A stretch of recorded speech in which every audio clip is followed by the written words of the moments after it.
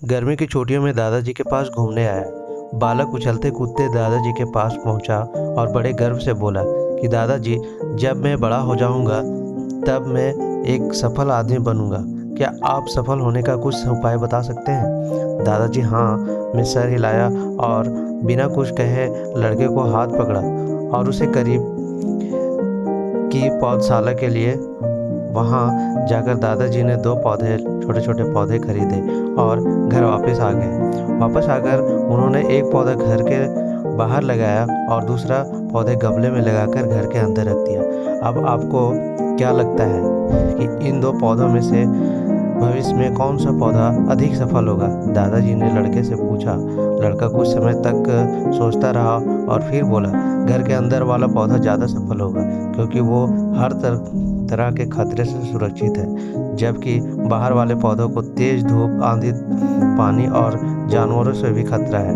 दादाजी ने बोला, चलो देखते हैं आगे क्या होता है, और वह अखबार उठाकर पढ़ने लगे। दादाजी दोनों पौधों पर ज़्यादा ध्यान देते रहे और समय बीतता चला गया। 2-3 साल बाद जब एक बार फिर वह लड़का अपने माता पिता के साथ गांव घूमने आया, तब अपने दादाजी को देखा तो देखते ही वो बोला, दादाजी, पिछली बार मैंने आपसे सफल होने के लिए कुछ उपाय मांगे थे, पर आपने तो कुछ भी नहीं बताया था, पर इस बार आपको कुछ बताना ही होगा।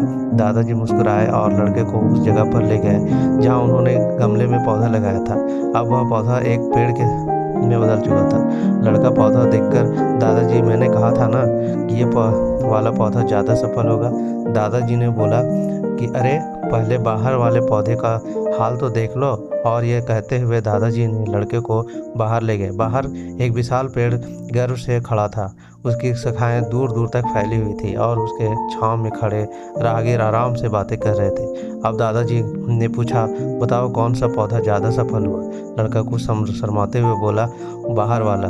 लेकिन ये कैसे संभव होगा? बाहर तो उसे ना जाने कितने खतरों से सामना करना पड़ा होगा। दादाजी ने मुस्कुराया और बोला, वह बाहर वाले पौधों से बहुत सी चीज़ें सामना करना पड़ा, लेकिन समस्या आने पर बाद अपने फायदे भी होते हैं। बाहर वाले पौधे में सफल आज़ादी की थी कि वह अपनी जड़ें जितनी चाहे उतनी फैला ले, अपनी शाखाओं से आसमान को छू ले, और तुम जिस आंधी तूफान से इस पेड़ के लिए मुसीबत समझते थे, उसी आंधी तूफान ने ही इस पेड़ की जड़ों को इतना मजबूत बना दिया कि आज वह एक छोटा सा तूफान इस पेड़ को कुछ भी नहीं कर बिगाड़ सकता। बेटे, अब जो मैं तुम्हें बताना चाहता हूँ उसे अगर तुमने अपने अंदर बैठा लिया तो तुम ज़िंदगी में जो कुछ भी करोगे उसे सफल हो जाओगे। उन्होंने बोला कि अगर तुमने जीवन भर सिर्फ अपनी कल्पनाओं को ही चुनते रहोगे तो तुम कभी भी उतने सफल नहीं हो पाओगे।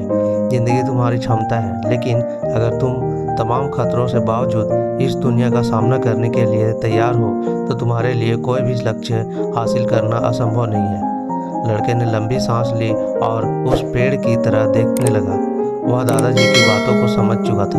अब उसे सफलता का एक बहुत बड़ा सबक मिल चुका था कि जीवन में हम जिस रुकावटों का हम जितना बड़ा शत्रु समझते हैं, वही हमें मजबूत और जीवन में बहुत ज़्यादा सफल बनाती है। तो कैसी लगी हमारी कहानी अपने दोस्तों के साथ शेयर कीजिए और कमेंट में ज़रूर बताइए। तो मिलते हैं इसी तरह की एक नई कहानी के साथ, तब तक के लिए धन्यवाद।